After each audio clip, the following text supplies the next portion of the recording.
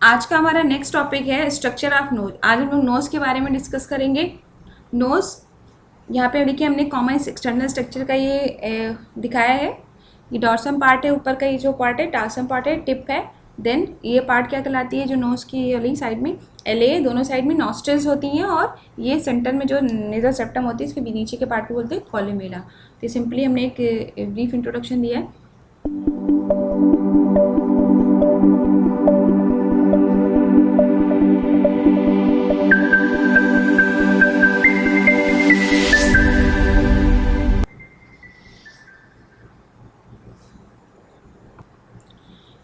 Knows का introduction देखते हैं। The nose is a part of respiratory tract superior to hard palate. किसका part है नोज? रेस्पिरेटरी ट्रैक्ट का पार्ट है। और कहाँ पे प्रेजेंट होता है? हार्ड पैलेट के सुपीरियरली प्रेजेंट होता है।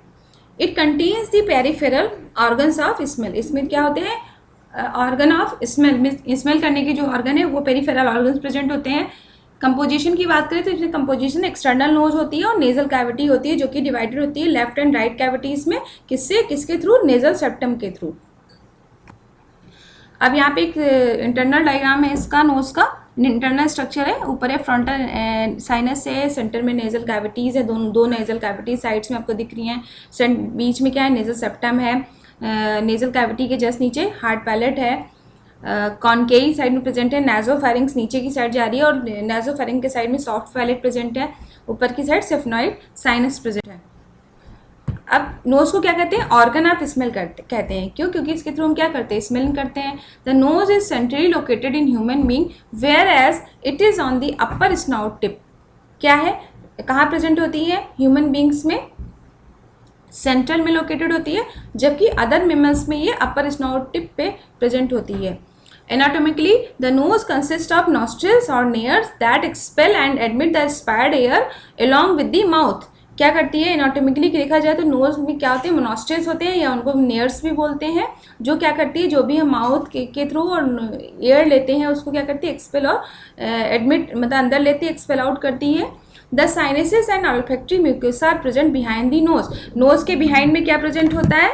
साइनेसिस और olfactory, sinuses and olfactory mucosa present होते हैं।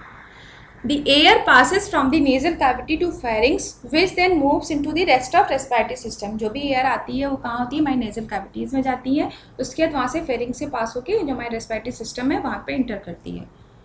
स्ट्रक्चर देखते हैं तो एक्सटर्नल नोज का structure, it is a visible portion that projects from the face. Means क्या है? विजिबल पोर्सन है, कहाँ से प्रोजेक्ट? फेस पे होता है, प्रोजेक्ट होता है। It's skeleton is mainly cartilaginous. जो इसका स्केलेटन बना होता है किसका होता है? कार्टिलेजियस होता है। The part of external nose that extend from the root of nose to the apex is of the nose is called dorsum. अभी हमने डार्सम का स्ट्रक्चर दिखाया था। जो एक्सटर्नल नोज का जो पार्ट है जो एक्सटेंड होकर रूट से होकर कहाँ तक आता है?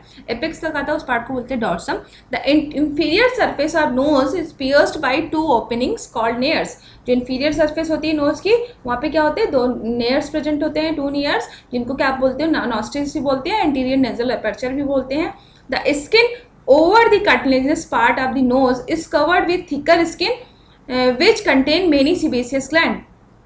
जो भी स्किन होती है नोज के ऊपर, वो कार्टिलेजियस पार्ट जो होता है वो किसके ऊपर क्या होती है? थिन स्किन प्रेजेंट होती है, थिकर स्किन प्रेजेंट होती है, जिसमें क्या होती है? बहुत सारे सीबेसियस ग्लैंड्स प्रेजेंट होते हैं।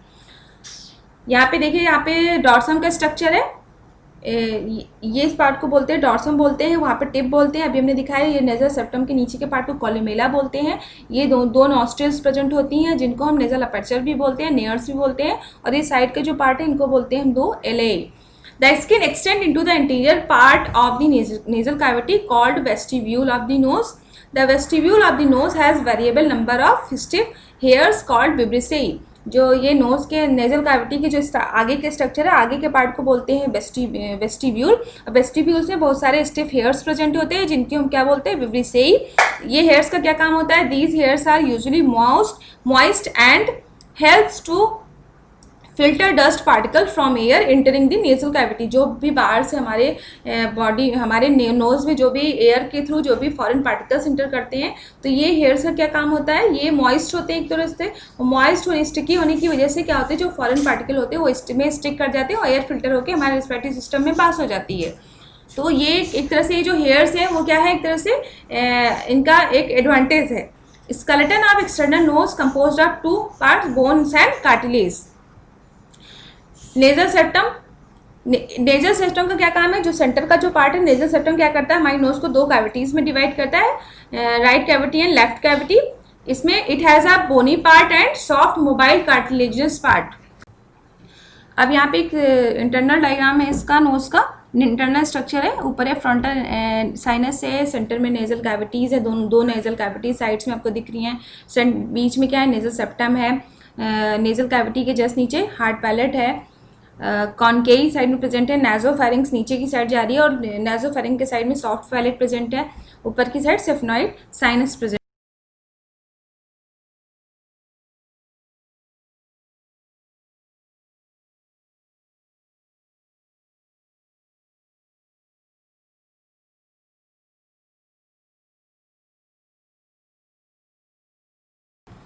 Boundaries of nasal cavity, nasal cavity की बाउंड्री किसके बनी होती है? रूफ होता है, फ्लोर होता है, मीडियल वॉल एंड स्ट्रक्चर देखते हैं तो एक्सटर्नल नोज का structure, it is a visible portion that projects from the face. Means क्या है? विजिबल पोर्शन है, कहाँ से प्रोजेक्ट? फेस पे होता है, प्रोजेक्ट होता है।